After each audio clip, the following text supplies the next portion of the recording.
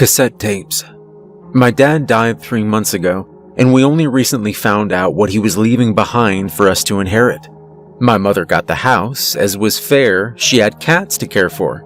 Toby got Dad's car, a vintage Mercedes in mint condition, if you didn't count the root beer stain on the back seat. And what about me? What about his oldest son? Cassette tapes. I knew Dad was a strange man, only getting stranger with age.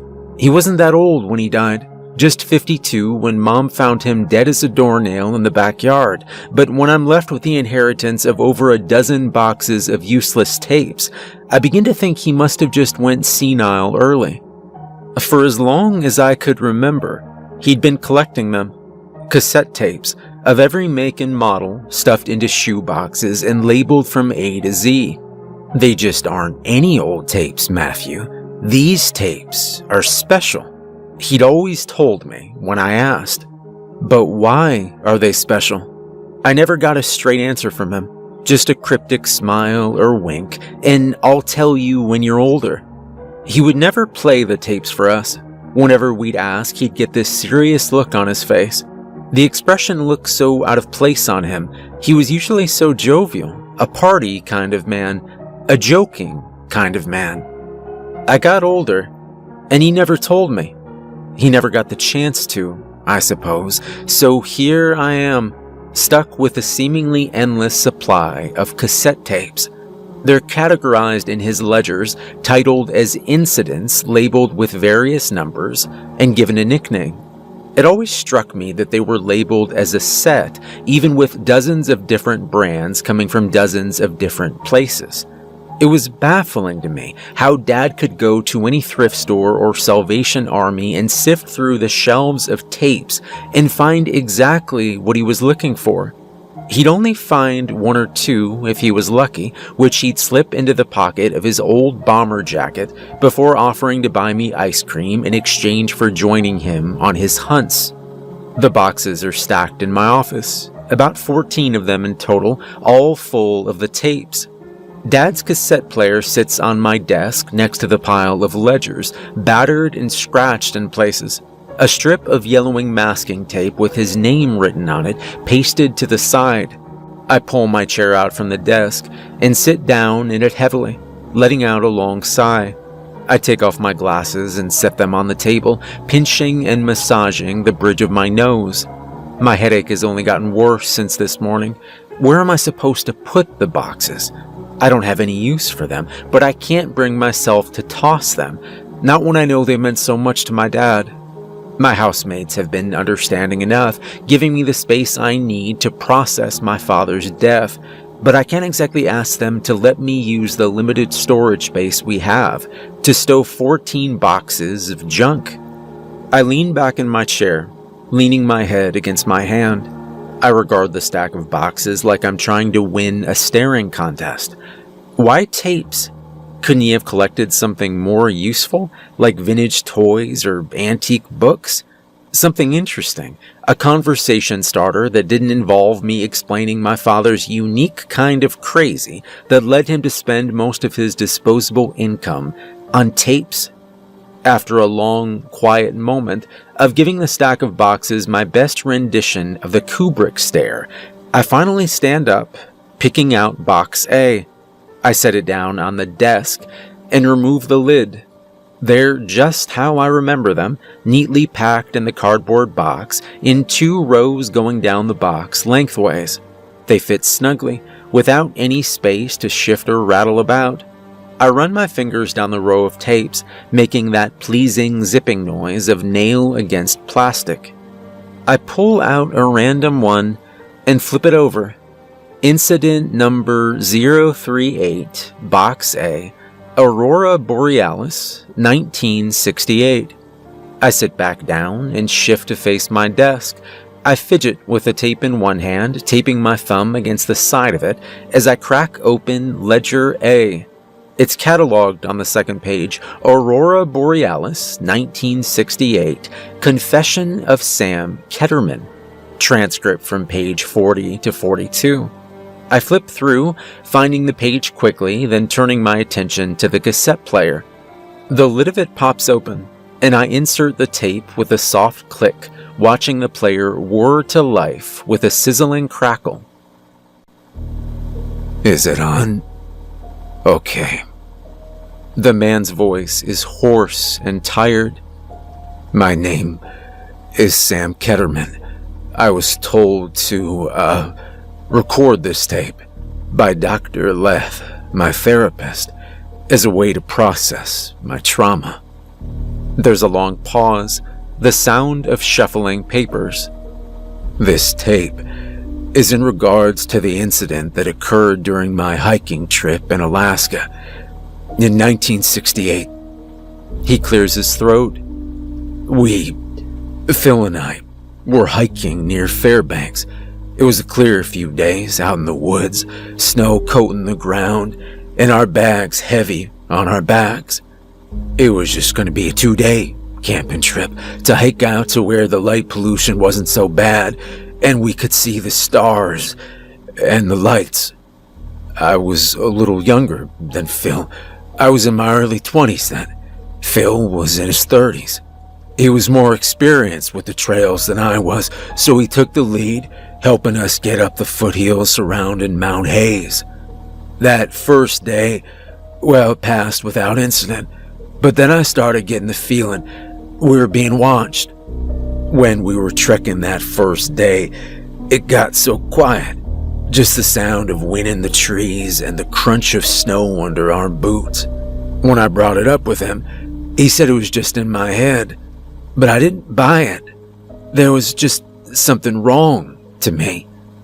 When we found the wrecked tent, we should have turned back, but we didn't. It's probably just a bear or something, or they left it behind. We made camp a few miles away from the wrecked tent, lit a fire, and got ready to sleep. I only got about an hour of rest before Phil shook me awake. I want to go for a walk, he said. Just a little walk to enjoy the lights. I agreed. They really were beautiful, flickering and shimmering overhead. The woods were calm and quiet until they weren't. We heard the footsteps through the trees first. I was on edge, so I immediately turned to look. It looked like a person at first, a shadow. Phil spoke up first, calling out to it. Nice night for a walk, huh? He was always a friendly guy. I think maybe if he didn't say anything, he'd still be here. It shambled out into the beam of Phil's flashlight and the man takes a shaky breath. It hurt to look at. Even now, it hurts to think about. It was like an empty snowsuit, but where the person inside should be, there was only light, glowing bright lights, shifting in color like the northern lights up above. I stumbled back, and Phil stepped in front of me, holding his hands out as if he could stop it. I hate to say it, but I ran. I turned tail and ran as fast as I could back to the campsite. Hearing Phil screaming only made me run faster. I grabbed my bag, half full, leaving the tent behind. I didn't stop running until I passed out in the snow. And when I woke up, I was in the hospital. Some hikers had found me, luckily before frostbite could set in. They never found Phil, just his flashlight, right where he'd been when it showed up. That's all. That's it. There's a click, and the tape is over. I feel a pit in my stomach as I close the ledger and set it aside. There's a morbid curiosity brewing in me. I'm hardly even paying attention when I pop open the cassette player, take out the tape, and put it back in its place in the box. I don't know what to say, other than that I'm going to have a lot of listening to do. A few of you showed interest in learning more about my dad's collection. It's a pretty formidable amount of tapes, I counted about 30 in each box, except for box N, which I suppose he was still working on when he, died. I've been avoiding going in my office since it's where I'm keeping them, but I'm honestly too curious to keep it up. One of you suggested I perform a blessing before playing any more tapes. I'm not a religious guy, but my housemate Raph is, so I've borrowed one of his crucifixes, which now sits on my desk next to the cassette player. I did give the first ledger a read though, at least just through the names of them. Some are labeled with town names from around the States and Canada, but a lot of them don't have that information to go with. An even smaller amount of them have addresses to go with them, but when I looked into them, they were all different therapist offices or psych wards. So then now what? I'm looking at the desk with the ledgers, my laptop open to Google Earth, and the cassette player. My head hurts just thinking about that stupid tape. Some of you suggested that my father had been living some sort of secret double life, but I just can't wrap my brain around that thought. By all accounts, my dad was a normal guy, a father of two living in a suburban neighborhood with his wife, happily married, working as a librarian. He was just normal, boring even, except for those tapes. I finally get up and walk over to the stack of boxes. I pick up box B along with its corresponding ledger. I don't waste any time futzing around, picking out a tape. Incident 228, box B, backyard. I find the transcript. Incident number 228, box B, backyard. Testimony of Amara Walsh. Here we go. Okay, so I just... Oh, okay. It's a woman's voice, fairly young. I'm Amara Walsh, recording this statement as suggested by Dr. Umbra regarding my previous place of residence. It feels like she's reading from a script there, just like Sam. So, about a year ago, I moved into an old house with my boyfriend and his roommate. It was a pretty nice place, all things considered. A pretty home on a pretty big plot of land. My boyfriend and his friend are lawyers, and I work as a pediatrician, so the three of us make a decent amount of money. At the time, though, I wasn't able to work because of an injury I sustained during a car accident 2 weeks before. It was a broken arm and concussion, nothing fatal, but enough to keep me from going to work for at least a little while. It was for the best, seeing as it meant I could spend time making the house nice. The house, it was on a hill, backing onto an acre's worth of land for the backyard. There was a flower bed with lilies and tulips, an old bird bath, a rusty set of wings. It was like a fairy tale dream come true. And then my boyfriend and his friend had to go to a conference in Ohio, and I was alone for a few days. It wasn't anything I couldn't handle. I was an adult, but I got the feeling I wasn't alone. On the second night, I went downstairs around 11, I think, just to get an ice pack for my head. There's a window in the kitchen that faces the backyard, and on my way to the freezer, I passed by it. Something caught my eye out there. It looked like... I nearly jump out of my skin as someone knocks at the door to my office. I quickly pause the tape and get up to check who's there. My roommate Dan stands in the doorway, holding a letter in his hand. "It's for you," he says, a slight quizzical tone to his voice. I rarely receive physical mail. I thank him and take the note. He closes the door behind him as he leaves. I sit back down and hit play on the tape. Like a figure almost, like a person standing in my backyard. I held the ice pack against my head while I looked out at it. It was like a person wearing a bedsheet, like a cartoon approximation of a ghost. It didn't move, just stood there, sheet blowing in the wind lightly. I reached for the light to the backyard. I flicked it on, and it was gone.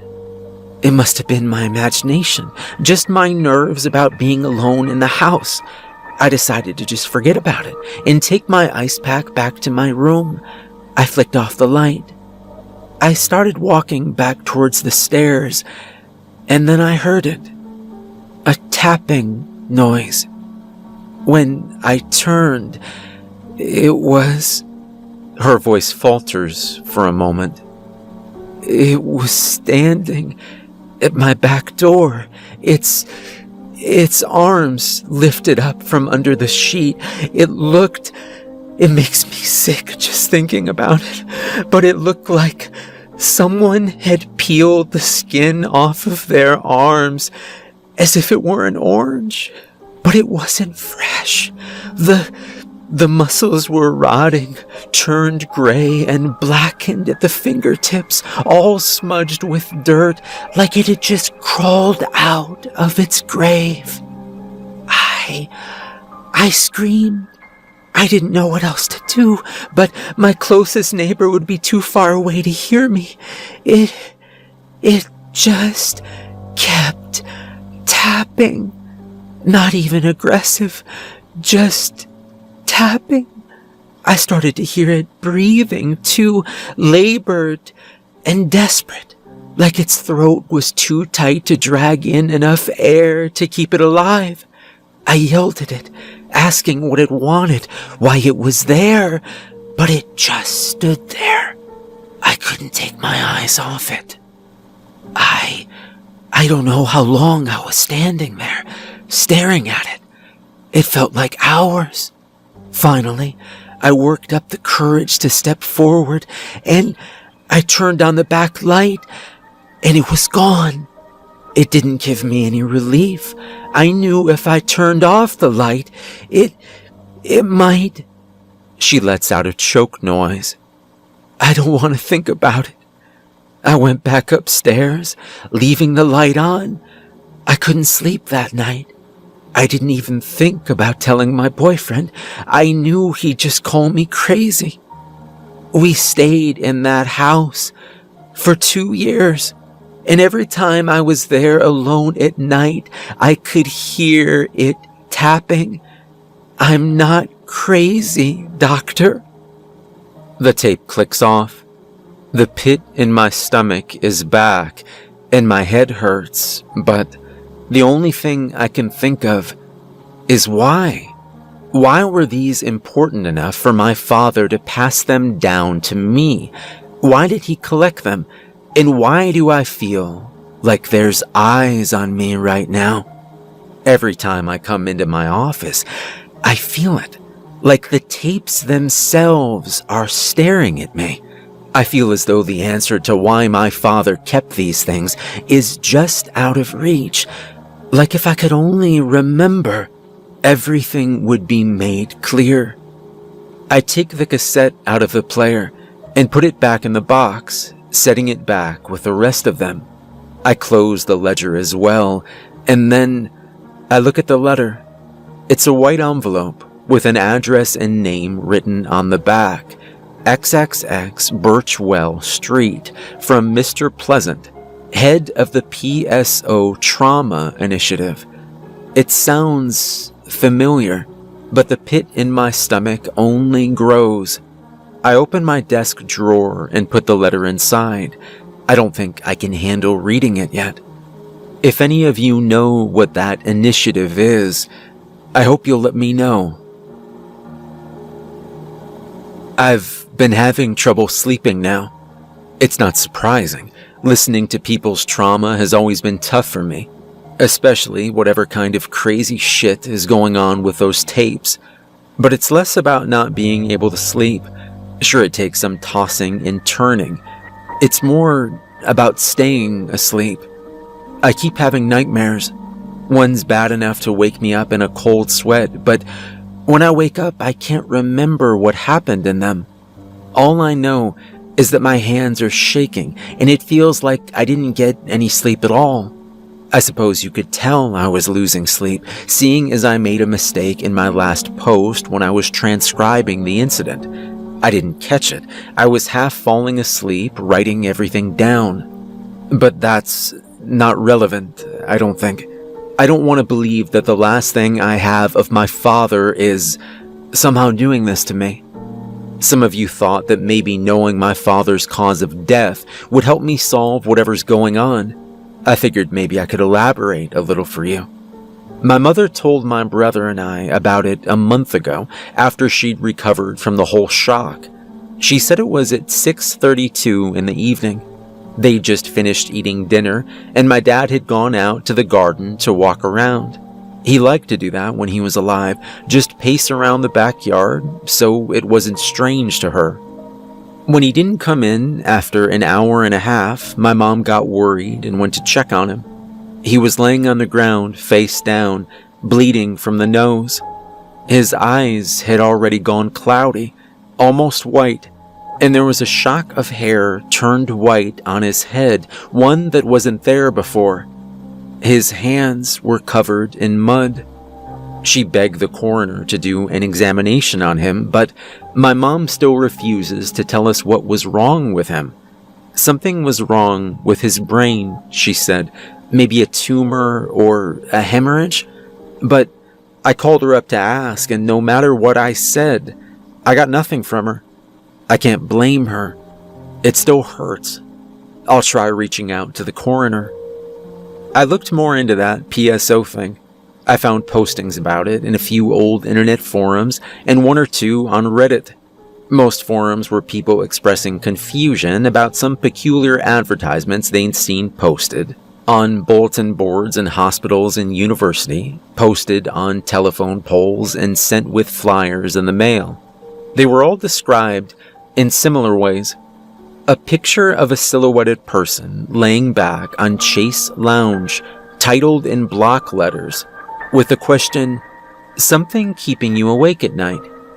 The irony of this title is certainly not lost on me. Usually under the picture was a paragraph asking all manner of strange, wide-sweeping questions, like, do you have something you feel like you can't tell anyone, or have other therapists turned you down? Underneath that, there was a phone number, an email address, and another set of block letter text proclaiming, "Don't wait, get matched with a therapist now." And finally, at the bottom of the page, there was that line of text stringing it to the tapes, courtesy of the PSO Trauma Initiative. I couldn't find any post describing what this place was, nor could I find anyone who knew exactly how long the initiative had been going on. I think the earliest tape I could find was from 1964, just a year after cassettes were invented. I figured I might listen to it now. It's from Box J, incident number 001, Box J, Hitchhiker, testimony of Franklin Boyd. The click of the tape being set into the player is almost comforting now. At least the oddness of whatever is happening is contained to a short tape rather than spilling out into the real world like all this PSO stuff. I try to shake the thought out of my head and hit play on the tape. "Okay, you again, Dr. Leiser. It's an honor, too." It's a quiet voice, meek, belonging to a young man. There's the sound of shuffling papers. "Right, I'll get on with it. I'm Franklin Boyd, recording this statement in partnership with the PSO Trauma Initiative, as suggested by Dr. Leiser, regarding a hitchhiker I picked up last summer." He clears his throat a little. I don't usually pick up hitchhikers. It's risky to do it. You never really know what someone's gonna do to you when you're out driving in the middle of nowhere. But I'm a pretty big guy. I've never fought once in my life, but I'm fairly imposing due to my height and body type. I digress, though. Well, it was about 9:30 in the evening, and I was driving from Brooklyn to Rochester to see my parents over the summer break. It was a pretty warm night, but it was stormy out, so I had my headlights on while I was heading through a long stretch of woods. It was real quiet out that night, aside from the rain and thunder. I was listening to the radio to pass the time. I noticed a figure standing on the side of the road. He was a few inches shorter than me, wearing a gray raincoat and jeans, holding his thumb out into the road. I pulled over to the shoulder to let him in. You can't exactly blame me, right? It was pouring rain. The poor guy was going to catch a chill. I asked him if he needed a ride, and he said yes, climbed in the passenger seat, unzipped his coat, and pulled the hood back. He was a normal-looking guy, but he was pale in the face, a wild, queasy look and a pair of eyes that kept darting to look out the window, like he was being followed. So, what brings you out to the forest this late? I asked. He whipped his head around to face me with that look on his face. It made me jump. I was going for a walk, he said. His voice was rough and shaky. I didn't believe him for a second. Where are you headed? I asked. He just shook his head a little and went back to glancing out the window. Anywhere. To the nearest gas station, I suppose. I could do that. I prayed it would be there quickly. I didn't try to make any more small talk. I didn't try to speak or engage with him. Hell, I didn't even want to look at the guy. Well, after what felt like hours, but was probably 30 minutes, I finally glanced up at him. He wasn't peeking out the window anymore. He was staring out the windshield and up slightly at the clouds. There he was. He was bleeding from the nose. And it wasn't just a thin stream either. It was all over his chin and mouth, making a dark puddle on his shirt. But he didn't even seem to notice. He was breathing heavily, throat dry and hoarse as he did. I opened my mouth to tell him he was bleeding, but before I could, he grabbed my wrist. His hand was cold as ice. Pull over, he demanded. He didn't have to tell me twice. I did what he told me and he let go. He slammed the door open and rushed out into the rain, thunder cracking overhead as he stumbled into the ditch and fell to his knees. He started screaming, laughing, looking up at the sky, yelling that he knew it was there, that it could kill him all it wanted, tear him apart until nothing was left. You're going to think I'm crazy, but when he was shouting up at whatever it was, I saw the forest move. It was like a warp in my vision, like a mirage, a movement in the shape of something gigantic. It was like seeing something that was there, but that I wasn't supposed to see. The man screamed at the top of his lungs, and I saw him crumple forwards, hitting the ground with a splash as he laid there in the mud. The thing, it turned to me, and for a moment, I could see its open, glowing orange eyes staring me down.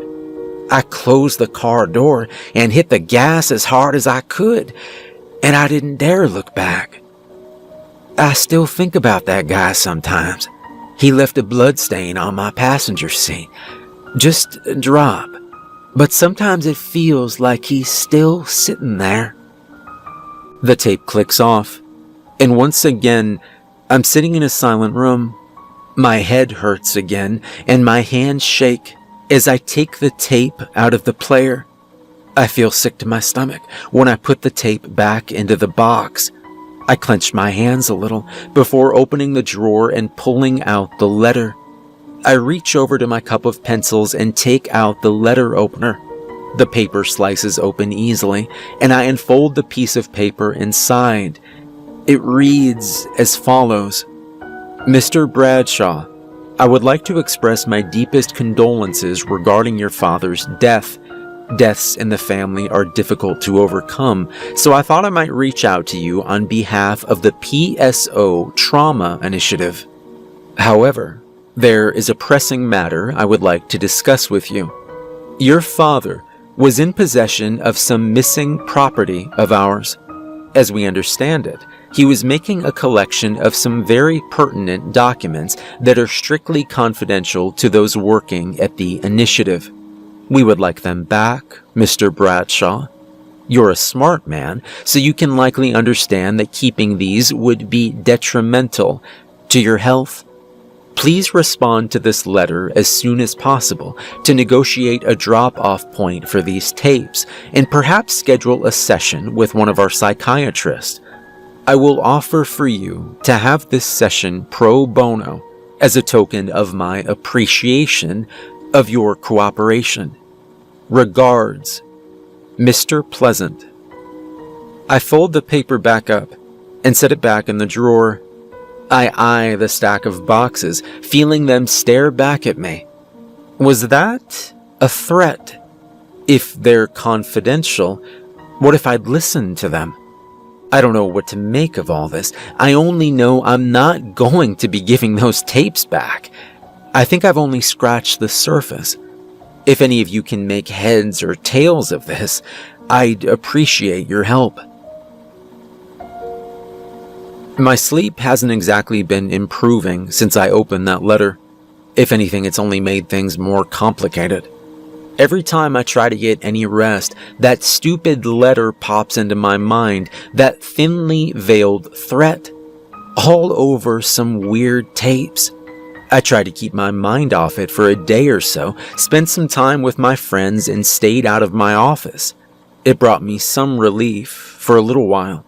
I was starting to think if I could just ignore the whole thing. And then I went on a walk. It wasn't too long or anything, just up and down my street. You know what I found? Flyers. Over a dozen of them, all just how I'd seen them described in these posts, down to the phone number. I felt like I was going to be sick. They were posted on telephone poles, in the windows of the convenience store, glued to walls in alleyways. They were everywhere, mocking me. I've lived on that street for 3 years and never seen a single one of them. And yet, overnight, there they were. I took one down to bring home with me and get a closer look. It's laying on my desk as I turn on my lamp.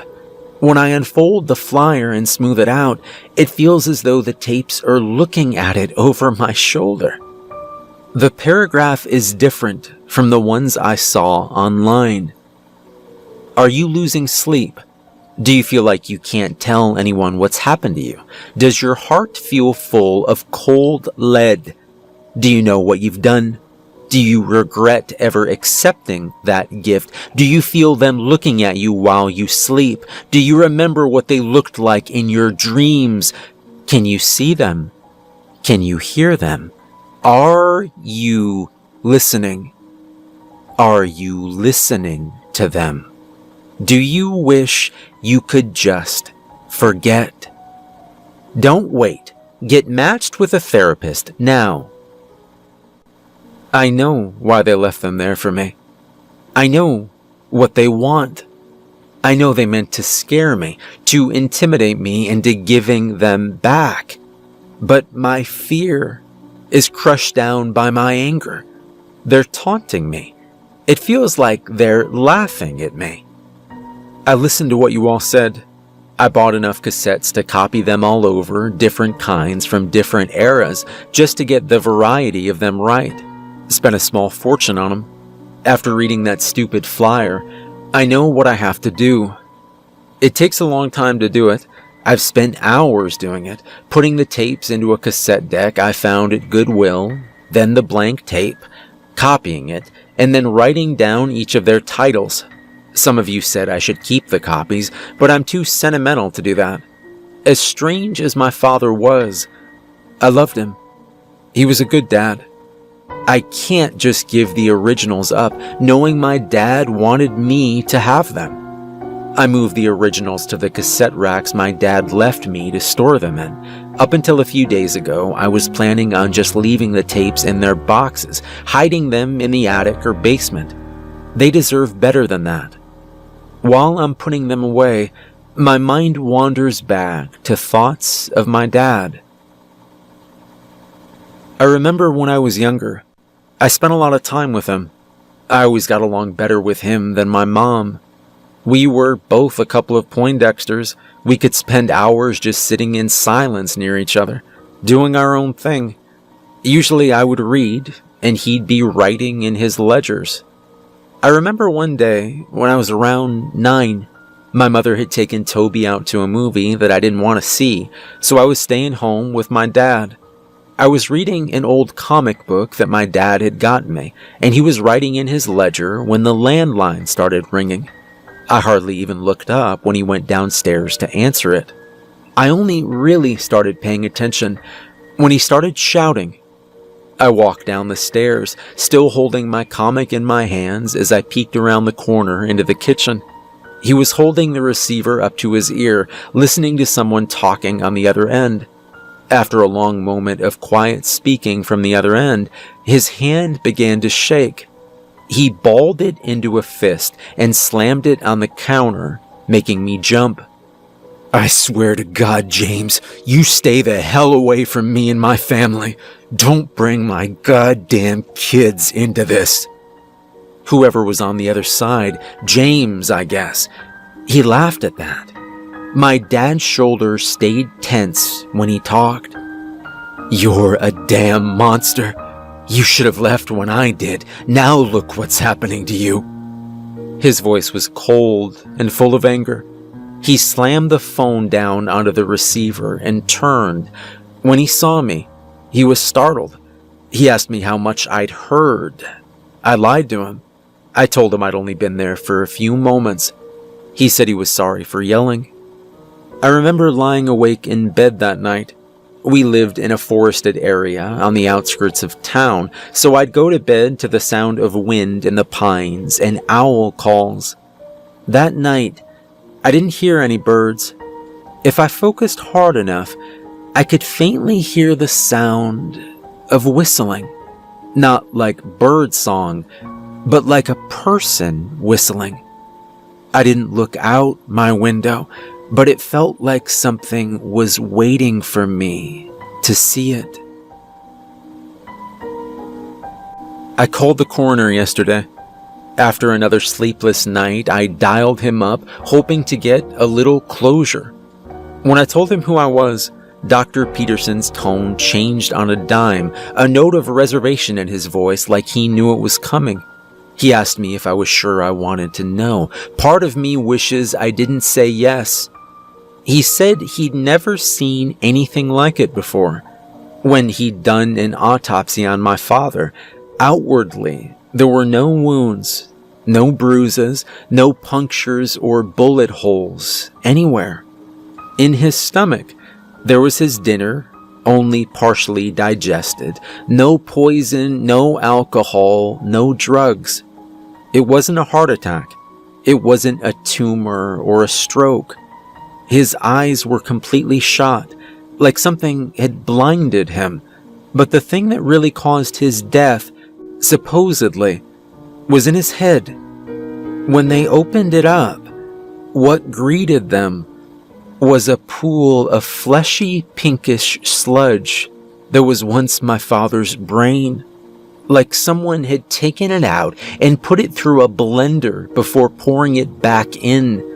That's how he described it. He couldn't think of anything that could have done that. Neither could I. I slid the last cassette into place and let out a deep breath, looking back at the waiting boxes of copied tapes. I take a seat at my desk and pull out my phone. It takes a moment of psyching myself up to key in the phone number on the flyer. There's a long beeping sound before someone picks up. "Hello, this is Mr. Pleasant speaking. How can I?" He doesn't get to finish before I speak. "I have the tapes." He's quiet for a moment before letting out a little laugh. "Good. I'm glad you came to your senses, Matthew. You have my address. Be there at 9:30 p.m. on Friday, and I'll take them off your hands. While I have you, did you want to schedule an appointment? You sound like you need one." His voice is dripping with a smug condescension. I swallow thickly, my throat feeling dry. "No, I'm all right. I'll be there." I hang up the phone and set it down on my desk. I don't have the willpower to listen to a tape today. Once I get these PSO people off my back, maybe then I'll start listening again. Maybe then I'll be able to get some rest. Calling the coroner and talking to this place has only left me with more questions than answers. If I could just put all of this together, I could see the full picture. I don't know where to look next, but maybe you do. I need all the help I can get. Thank you.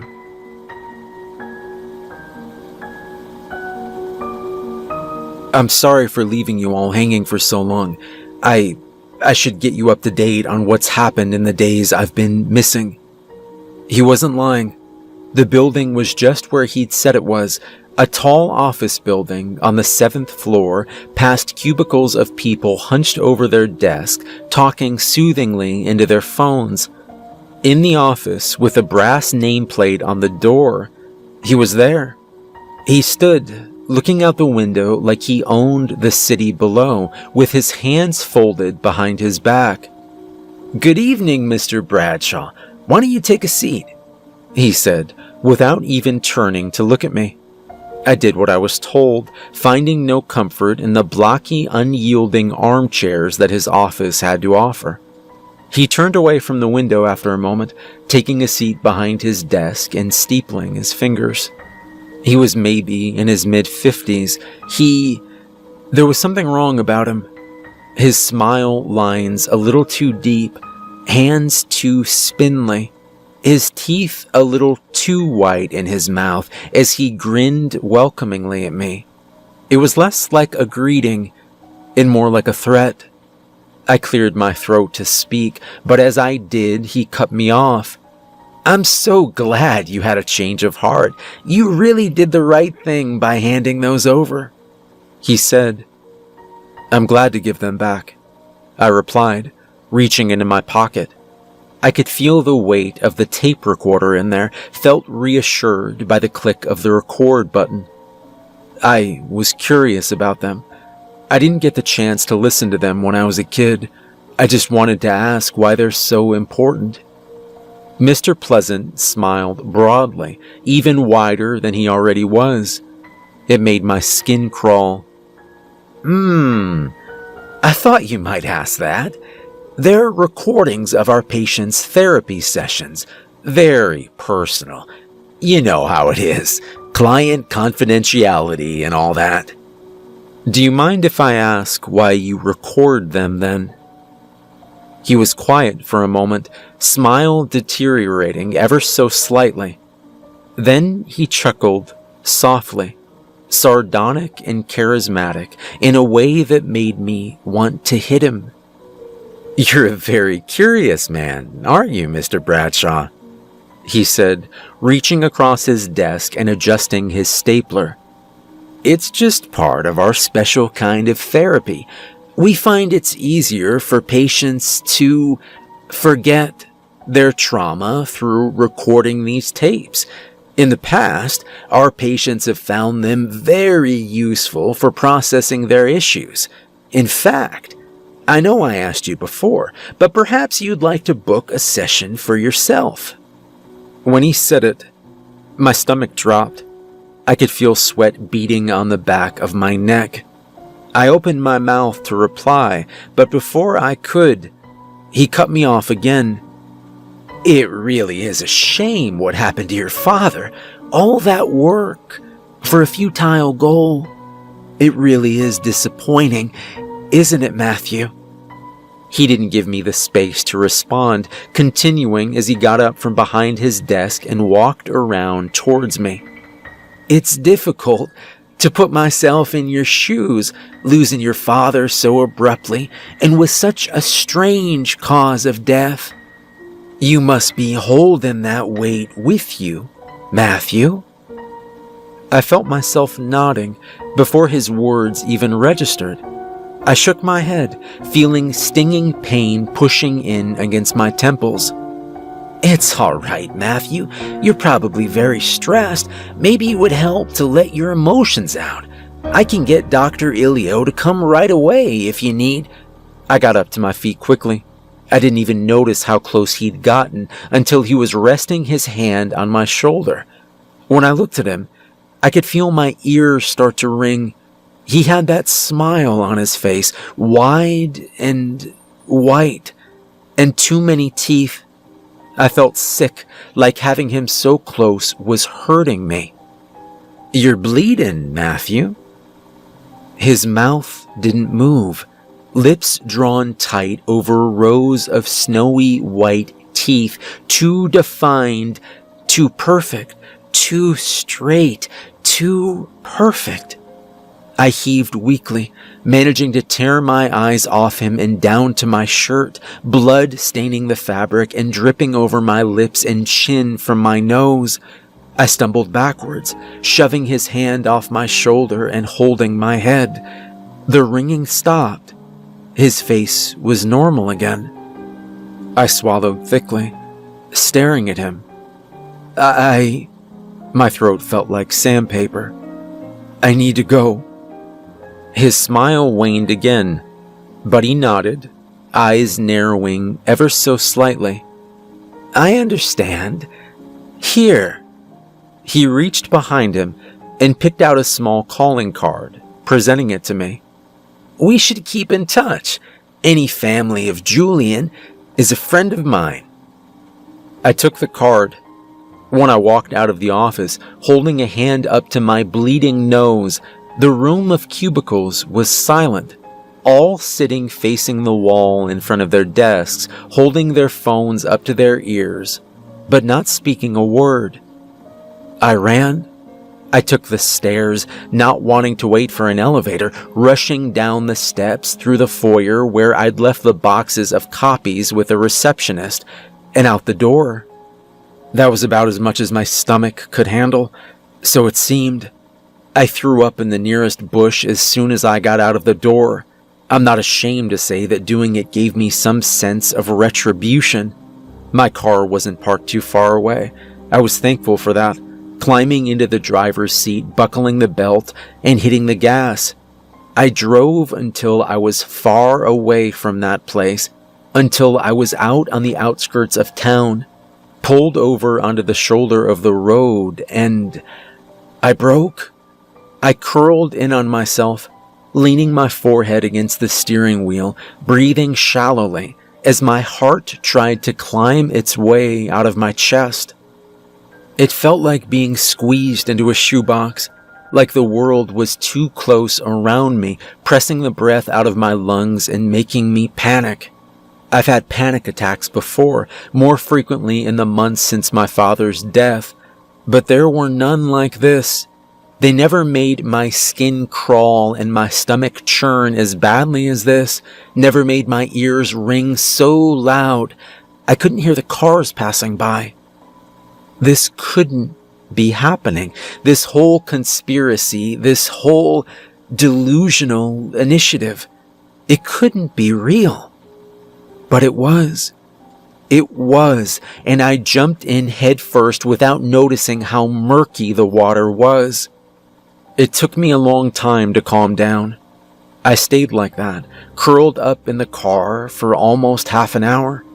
I remembered the recorder in my pocket and turned it off. It brought me comfort to know that what had happened had been documented. I drove home in silence, and all the while my frustration overcame my fear and anxiety. When I reached the driveway, there was a package on the doorstep, a padded envelope. I picked it up, taking it inside with me and locking the door. I tried to be quiet when I walked up the stairs to my office. When I enter it, it feels like home. It feels like the tapes there have been waiting for me patiently, knowing I'll be there eventually. I open the package. I'm not surprised to see it's a tape. Written on the side, though, it's not an incident number. It reads, "To my eldest." My hands only quake slightly when I put it in the player and press the play button. There's that familiar buzz of an old cassette tape, the click, and a light shuffling. Is it? Oh, good. Perfect. My dad's voice, light and jovial. This tape is recorded for my son, Matthew Bradshaw, and only Matthew Bradshaw. I hope you're listening to this, kiddo. I wanted you to receive this tape after you got the other ones, so I hope my friend listened to my instructions. I want you to listen very carefully. If you're hearing this tape, then it means I'm already dead, and I failed what I'm planning on doing. In that case, I want to say I'm sorry, and I truly wish it didn't have to be this way, but it is. I don't doubt that you've taken the liberty of listening to the tapes, maybe not all of them, but at least a few of them. You might already know about the initiative. These tapes are recordings of the victims of the PSO Trauma Initiative, or Paranormal, Supernatural, or Occult Trauma Initiative. This organization seems well-meaning at first. Their mission is to help patients with trauma from unexplainable or supernatural sources forget their problems. They pretend that they offer these services out of kindness or charity. But they're lying. The initiative is using those tapes and the traumatic events recorded on them for a different purpose. When patients at this initiative give their statements, they truly do forget their trauma. The cassettes hold whatever event they witnessed, taking a piece of their memory and leaving a blank spot where it was. The initiative is an elaborate cover-up for the existence of unexplainable and dangerous creatures that exist in and around our reality. Before I met your mother, before we had you and your brother, I was an archiver for that place. We were supposed to keep those tapes. Over the time I worked there, I became close friends with James Pleasant. He was higher up the food chain than me. I was supposed to just keep my head down and work, but he took a shine to me. I remember him telling me things that I wasn't allowed to know, little things at first, but after a long while, he got comfortable. He took me aside one day and asked me if I knew why we were keeping the tapes, why we were really keeping them. I told him I didn't. He asked me if I could keep a secret. Of course I could. I still remember the smile he got on his face when I said that. He leaned close and whispered it to me. Food. I didn't understand what he meant, so I told him, and he just laughed. He said, "It's food, Julian. Eternal food for something bigger than us. Bread goes stale, milk goes sour, meat goes rotten, but fear will never expire." He told me, "If we feed it what it wants, if it lives forever, so will we." I didn't believe him at first. I thought he was crazy. But then I began to see it. Movement just out of the corner of my eye, just behind that tree, just around that corner. A mirage, like something's there, but you aren't supposed to see it. It got to me, and I knew I had to do something about it. Late one night, after everyone in the office had gone home, I went into the archives. There were thousands of tapes, all neatly tucked away into file cabinets with their transcripts. I tried to work quickly, piling them into trash bags and skipping town in my shitty van. I knew I couldn't keep them all in one place. They'd find me that way, and all my work would be for nothing. So I did what I could. I spent a year driving around the continent, leaving the tapes in small bursts in secondhand shops and Salvation Armies, pawning them off where I could, leaving a trail of cassettes all over, hoping it would keep them at bay. Things were all right for a while. I settled down with your mother, got married, had you, and then I moved on to the second part of the plan. With the tape spread out, I'd pull the rug out from under them, keeping whatever it is from forming, keeping them as distant from me as possible while I began to collect them again. I wanted to test my theory. I found one of the tapes closest to me, and I destroyed it, burning the tape and crushing its plastic casing. The room went cold around me. For 3 days after, I didn't see the mirage following me. I was gearing up to burn the latest batch again. I'd do them in small increments so your mother wouldn't get suspicious. When Pleasant called, he threatened to hurt you and your brother, threatened to kill you both if I didn't stop what I was doing and give them back. You were too precious to risk. I stopped burning them. For a month, I stopped collecting them. And then I had an epiphany. I didn't have to destroy them. Just collecting them would be enough at first. You were always a curious kid. I remember how badly you wanted to know about the tapes. I kept collecting, knowing that eventually you would grow up. You would know how to protect yourself. When you moved away, I redoubled my efforts, writing the transcripts and leaving breadcrumbs for you to follow, just in case I failed my plan. The plan was to burn them tomorrow night, to deal our first big blow to whatever this thing is. Clearly, since you're hearing this, I failed. The mirage caught up to me, and, well, I'm dead. I need you to carry on what I've started. You know what you have to do. In 2 days, you will receive a box with the supplies you will need and the instructions to do what you have to. I know you can do this. I'm so proud of you. I love you, son. The tape ends with a muted click. I rub at my teary eyes with the back of my hand, taking a shaky breath that rattles in my chest. I clear my throat as best I can and gingerly remove the tape from the cassette player. I know what I have to do now. I had trouble sleeping those nights. It's unsurprising knowing what I have to do. I want to hold onto my father's memory more than anything. He was always there for me, no matter what. So burning what I have left of him is painful, but it has to be done. So I'll finish what he started. The package arrived right when he said it would. It wasn't huge, a little smaller than a shoebox. In it were more tapes, my dad's old aviator-style glasses, a set of car keys including a labeled key to a storage unit, and a beat-up old journal. The address to the storage unit was scrawled on the bottom of the cardboard box.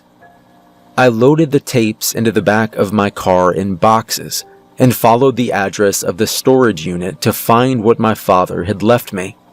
During the drive, my phone wouldn't stop ringing, the number displayed on the screen being from exactly who I'd expected. It seemed like the initiative wasn't keen on giving up yet. They could call me all they wanted, but I paid them no mind as I pulled into the parking lot of the run-down Excalibur storage units at the outskirts of town. The garage-like door rattled as I unlocked it and pulled it up manually, wincing at its squealing groan. It wasn't cluttered, just my father's old van from when he was young, and 4 gasoline tanks in a neat row next to the car. There was a Polaroid taped to the van with an address hastily written on the bottom. It was a picture of a wide-open field, someplace nobody would look to find burnt cassettes. I was glad he knew a place. I wouldn't have known where to start. I shifted all the cassette boxes into the back of the van, followed by the gasoline tanks, and then me. The drive to the field was less like a drive and more like a funeral march. After weeks of torment and anxiety and sleepless nights, tonight it had to end. In some way or another, no matter how small. Tonight was the night it would end. I thought about my father, thought about how the initiative had taken him from us, all for whatever thing they were serving. When I was in that van, listening to the gasoline tanks clunk against each other and the cassette tapes chattering in their boxes, I wasn't afraid of anything. For all I cared, I could die just like my dad, as long as I took down at least a portion of whatever that stupid initiative was with me. It was dark out in the field where I parked the van. The moon high above and the stars shining in the sky were the only things there to light the way. The tape stacked up nicely in a wide patch of dried dirt, a pyramid of boxes jutting up defiantly towards the sky.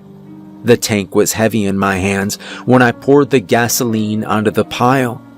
It felt surreal.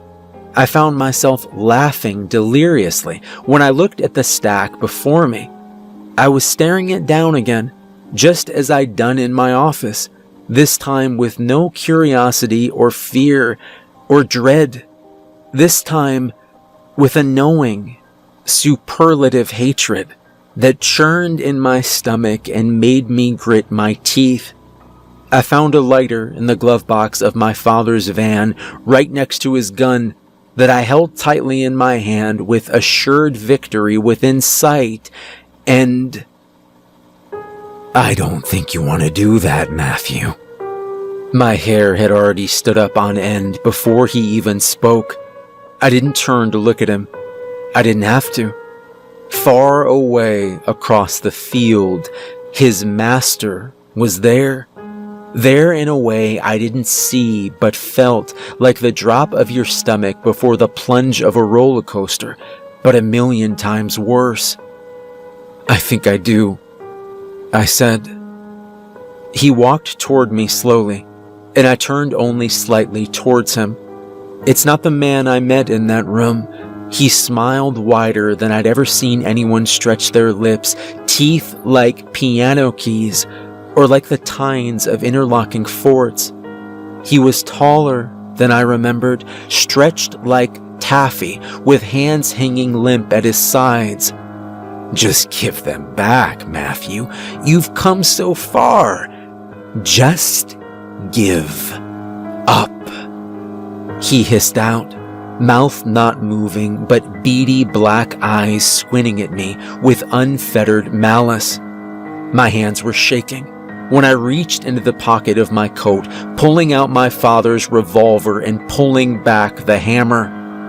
The sound of the gunshot was deafening, ringing out like a cannonball. I thought I was going to vomit when it hit him right between the eyes. An easy shot. He was so close to me. He reeled backwards, and I snatched up my lighter, frantically attempting to flick it on. Across the field, the creature wailed like the sound of rending metal and echoing fury. I flicked and flicked and flicked, and then Mr. Pleasant tackled me to the ground, sending my lighter bouncing away over the uneven dirt. I tried to roll over, feeling his arms wrapping around me like boa constrictors as his neck popped and cracked behind me. I screamed, knowing nobody would hear, writhing in his grasp until I could worm my way free. I kicked at him, slamming my boot into his face and rolling to my side. When I finally caught sight of him, I felt my ears begin to ring. He'd gotten even worse, where he was hunched over on the floor, grunting and panning, his neck ballooning and stretching up and outwards, thickening in the middle as his jaw unhinged. Teeth like razors lined all over as long, spindly, fleshy legs worked their way out of his mouth. I didn't have time to dwell on the horror that was once Mr. Pleasant. I had tapes to burn. I lunged for the lighter, stumbling to snatch it up. The cold metal in my hand was comforting as I righted myself on my feet and tried to flick it on again. Matthew, Mr. Pleasant roared. I didn't look back, but I began to run, stumbling through the grass away from him out of instinct, cupping my hand around the flickering fire of my lighter. I could feel blood running down my lips and chin. I could see the tall grass bend and bow where the creature in the field ran, its glowing orange and yellow eyes staring me down with a hateful glee that made my stomach churn. Finally, the fire flicked on, bright and warm in my hands. I let out a triumphant laugh, making a U-turn to run towards the pile before I felt long, clawed hands grab me by the shirt. Mr. Pleasant's body was hanging by a group of 6 spider-like, creaking, spindly legs, his long, squirming fingers gripping me tight as he laughed, voice echoing like there were 3 of him behind me. I wanted to cry. I was so close. I was so close. The creature came to a halt in front of me, laughing at me like a pack of hyenas. Mr. Pleasant's other hand shifted up, tangling in my hair and wrenching my head back to stare up at the creature's eyes before me, and the only way I can think to describe it is when you're a child and you're in a dark room, it's less the fear of what the room is and more the fear that the room is full of something you can't see that wants to hurt you. I hadn't felt that type of fear in a long, long time. It towered over me and didn't. It was there and it wasn't. It was going to kill me just by being in my line of sight. look at it, Matthew. The thing behind me howled with laughter, yanking on my hair and forcing me to look every time I tried to turn away. I could feel bile rising in my throat, blood cascading from my nose. I heaved, my eyes burning with pain, and in that moment, I saw white. My ears stopped hearing, my eyes stopped seeing from the burning hot pain that rose into my head, and there was peace for a long, deathly moment. It was a fig tree in the eye of a storm, a moment's silence before the worst came. And in that moment, I squeezed my eyes shut, and with a certain flick of my thumb, I felt the lighter ignite, and I let it fall from my hands. To say that those monsters screamed would be like calling a rainstorm a typhoon. The lighter hit the gasoline, and the boxes went up in a split second. I felt the thing that was once Mr. Pleasant drop me to the ground and begin to convulse, shaking and shuddering and screaming as its legs began to crack apart, falling to the ground along with its master like a puppet with cut strings. I heaved, vomiting all red and shaking from head to toe. I couldn't bring myself to get up and run, so instead, I rolled over onto my back and looked up at the dark night sky. There was a seam in the sky, like someone had slashed a long curved line in it. It opened, and I felt the breath leave my lungs. An eye, as big as the world itself, slid open, glowing orange with a pupil full of all the stars in the sky, lined with teeth that made up its mouth.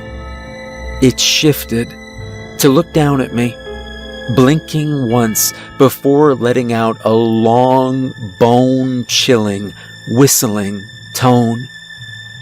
I wanted it to kill me. I wanted to die so I didn't have to see it anymore. But it wouldn't let me. Instead, the monsters that lay around me began to crack and convulse even worse, screaming out in a language I didn't know but could understand perfectly. They were forsaken by it. Their trust turned against them as they compressed and compressed and compressed until there was nothing left of them but the scars they'd left on my psyche. And then it slid shut, and the seam in the sky was gone. I laid there in the field for hours. I didn't move until the fire had burned away all that was left of those tapes, until I knew there was nothing around me for miles but grass and ash and my van. When I got to my feet, I was shaking, drenched in blood and sweat. All the stars in the sky were golden orange eyes peering down at me with judgment for what I'd done. The sound of the van door closing behind me is like a coffin being closed. I start up the car with a sputtering noise and fix my father's old glasses where they sit on my nose. I take a deep breath and my hands shake on the wheel, but I don't break. I don't cry or scream or panic despite the pounding heartbeat in my chest. I pull out of the field slowly, trying to keep my breathing even though he isn't here to say it. I know that my dad is proud of me, wherever he is. I wanted to thank you for your help and your interest in my research. There's a lot of work ahead of me if I want to try to keep anyone else from succumbing to a fate like my father's. His journal should hold the answers to what I have to do now. There's a lot I still don't understand, and your input has been life-saving on a few occasions, honestly. But all I know is that I'm going to have a lot of driving to do.